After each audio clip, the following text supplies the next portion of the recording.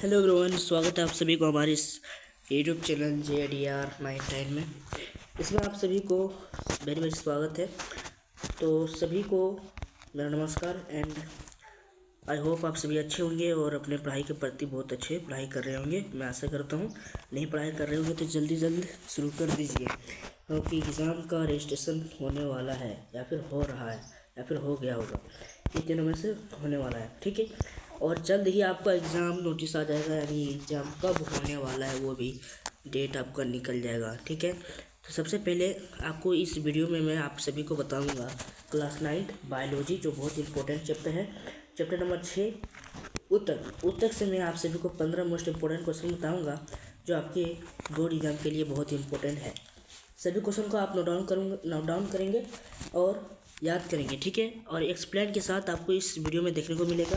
और इस पीडीएफ को आप फ्री डाउनलोड करेंगे, यहाँ पर क्लिक कीजिएगा, आपको पीडीएफ का लिंक मिलेगा, डाउनलोड कर लीजिएगा और जब चाहे आप पढ़ सकते हैं और याद कर सकते हैं जहाँ भी आप हैं। चलिए पहला क्वेश्चन देखते हैं। पहला क्वेश्चन है आपके सामने में, ऊतक किसे कहते हैं? What is called tissues. यहाँ पर हिंदी एंड इंग्लिश मीडियम दोनों स्टूडेंट के लिए दिया गया है ताकि कोई भी स्टूडेंट दिक्कत ना हो, सही, ठीक है। ऊतक किसे कहते हैं? तो आपको सबसे पहले इस MCQ क्वेश्चन को सॉल्व करने से पहले आपको इस चैप्टर को पूरी तरह से पढ़ लेना है, क्योंकि बहुत इंपॉर्टेंट चैप्टर है और बहुत लंबा चैप्टर है, ठीक है। ऊतक तो समान उत्पत्ति में कार्य करने वाले कोशिकाओं के समूह को हम ऊतक कहेंगे।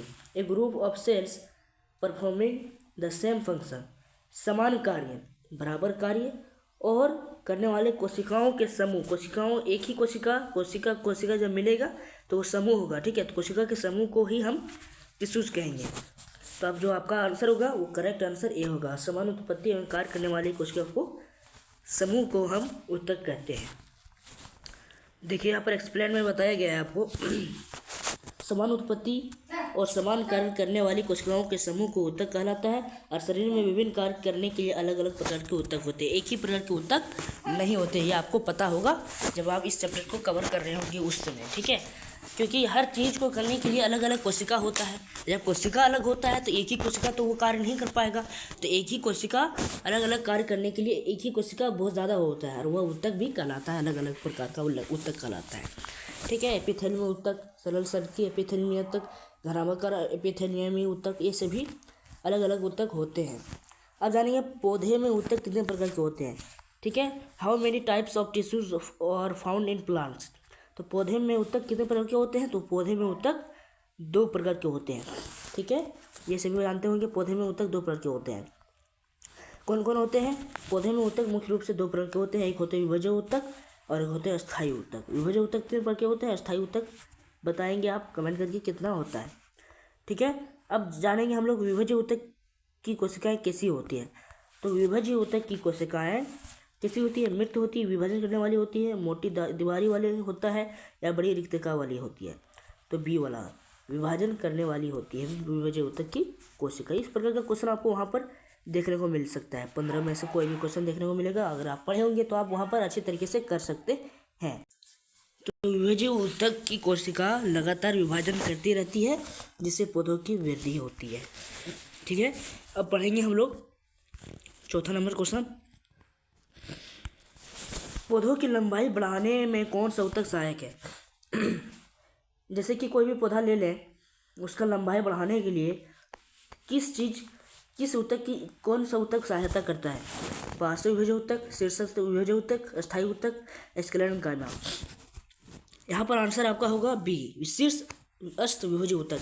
शीर्षस्थ का मतलब होता है बढ़ना, ठीक है। शीर्षस्थ विभज्य ऊतक जो होता है वो पौधों की वृद्धि में बहुत सहायक करता है और यही ऊतक पौधों की वृद्धि में और अति आवश्यक है, क्योंकि यहाँ पर एक्सप्लेन में बताया गया है शीर्षस्थ विभज्य ऊतक तने और जड़ों के सिरों में पाया जाता है और पौधों की लंबाई बढ़ाता है। अब जानेंगे 5वां नंबर, अस्थायी ऊतक किससे बने होते हैं। अस्थायी ऊतक किससे बने होते हैं? विभज्य ऊतक से, जाइलम से, फ्लोएम से, पैरेन्काइमा से। आपका आंसर होगा ए, विभज्य ऊतक से अस्थायी ऊतक का निर्माण होता है। जब विभज्य ऊतक की कोशिकाएं विभाजन की क्षमता खो देती है तो अस्थायी ऊतक बन जाती है। अब देखेंगे हम लोग कौन सा नंबर क्वेश्चन, 6 नंबर क्वेश्चन आपका पैरेन्काइमा ऊतक की कोशिकाएं कैसी होती है। पैरेन्काइमा के ऊतक की कोशिकाएं पतली और दीवार वाली होती है, ठीक है, ये सभी आप पढ़े होंगे तो आपको ईजी लग रहा होगा, लेकिन नहीं पढ़े होंगे तो आप समझ जाएंगे। पेरेन्काइमा की कोशिकाएं जीवित और पतली भित्ति वाली बड़ी रिक्तिका युक्त होती है। अब देखिए 7 नंबर क्वेश्चन, पौधे को लचीलापन कौन सा ऊतक देता है? लचीलापन कौन सा ऊतक देता है? कोलेनकाइमा। स्क्लेरेनकाइमा वो बहुत मजबूत होता है, नारियल वगैरह में पाया जाता है, ठीक है। और जो कोलेनकाइमा है आपका, कोलेनकाइमा यही पौधे को लचीलापन का गुण प्रदान करता है, ठीक है। कोलेनकाइमा ऊतक पौधों को लचीलापन मजबूती प्रदान करता है। अब 8वां नंबर क्वेश्चन देखने का प्रयास करेंगे आप।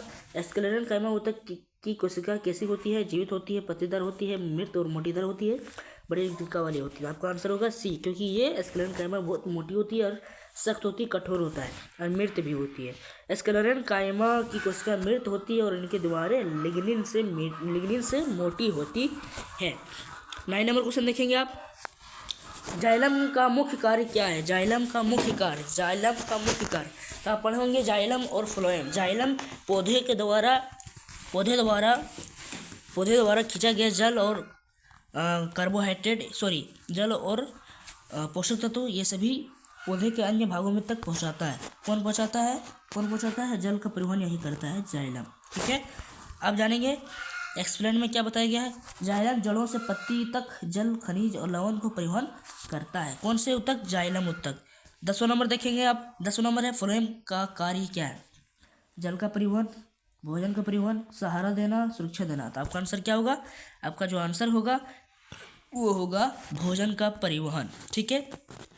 भोजन फ्लोएम पौधे द्वारा बनाया गया भोजन फ्लोएम ऊतक द्वारा सभी पौधे के भागों तक, अन्य भागों तक पहुंचाया जाता है। कौन? फ्लोएम ऊतक के द्वारा पहुंचाया जाता है। ये आपको याद रखना है, ठीक है। फ्लोएम पत्तियों में बने भोजन को पूरे पौधे तक पहुंचाया जाता है। 11 नंबर क्वेश्चन, पशुओं में ऊतक कितने प्रकार के होते हैं? यानी जीव जंतु में ऊतक कितने प्रकार के होते हैं? How many types of tissues are found in animals? 2, 3, 4, 5। आपका आंसर होगा 4। पौधे में तो 2 प्रकार के, लेकिन जंतु ऊतक में 4 प्रकार के। एक होता है एपिथेलियम ऊतक, एक होता है तंत्रिका ऊतक, एक होता है अस्थायी, एक होता है संयोजी ऊतक, और एक क्या होता है ये आपको कमेंट करके बताना है, ठीक है। बहुत इंपॉर्टेंट चीज़ है आपके लिए। और अगर आप बायो अच्छे तरीके से याद रखेंगे 8, 9, 10 से, तो आपका ये बेस मजबूत होगा और आप हर एग्ज़ाम को क्वालिफाई कर लेंगे, आप हर एग्ज़ाम को क्रैक कर लेंगे। नीट जैसे एग्ज़ाम के लिए आपको बायोलॉजी को रट लेना है, अच्छी प्रकार से पढ़ लेना है। अगर आप नीट निकालना चाहते हैं तो बायोलॉजी को अच्छा प्रकार से पढ़ना है, अच्छे तरीके से याद रखना है, क्योंकि एग्जाम में बायोलॉजी से अधिकतर क्वेश्चन आ सकता है, ठीक है। पशुओं में ऊतक 4 प्रकार के होते हैं। ये होता है एपिथेलियम ऊतक, ठीक है, एक संयोजी ऊतक, एक पेशी ऊतक, एक तंत्रिका ऊतक, ठीक है। अब पढ़ेंगे हम लोग 12 नंबर क्वेश्चन। शरीर को ढकने वाला ऊतक कौन सा है? संयोजी उपकला मतलब होता है एपिथेलियम ऊतक, पेशीय, तंत्रिका। यहाँ पर एक चीज़ ध्यान दें कि इसका जो मतलब होगा ना, रुकिए मैं बताता हूँ आप सभी को। इसका जो मतलब है, इस जो उपकला लिखा है इसका मतलब एपिथेलियम ऊतक। क्या है? एपिथेलियम ऊतक, ठीक है। तो शरीर को ढकने वाला ऊतक कौन सा होता है? एपिथेलियम ऊतक। एपिथेलियम पूरे शरीर में पाया जाता है, पूरे शरीर में, अंदर बाहर दोनों में। और एपिथेलियम ऊतक में छोटे छोटे छिद्र होते हैं, क्योंकि अगर पूरा शरीर में एपिथेलियम ऊतक है तो शरीर में अगर एपिथेलियम ऊतक में छिद्र नहीं रहेगा तो वो कैसे पसीना को आर पार करेगा? इसलिए बहुत पतलेदार, बहुत सूक्ष्म एपिथेलियम ऊतक एक परत होता है और हमारे शरीर में वो होता है, ठीक है, अंदर बाहर दोनों में। एपिथेलियम ऊतक शरीर के, यहाँ पर एपिथेलियम ऊतक लिखना है इस जगह पर। ऊतक शरीर की बाहरी सतह और आंतरिक दोनों अंगों को ढकता है, ठीक है। अब चलिए आगे देखते हैं हम लोग 30 नंबर क्वेश्चन। 30 नंबर क्वेश्चन आपके सामने में, रक्त किस प्रकार का ऊतक है? रक्त एक संयोजी ऊतक है, संयोजी आप पढ़ेंगे, ठीक है।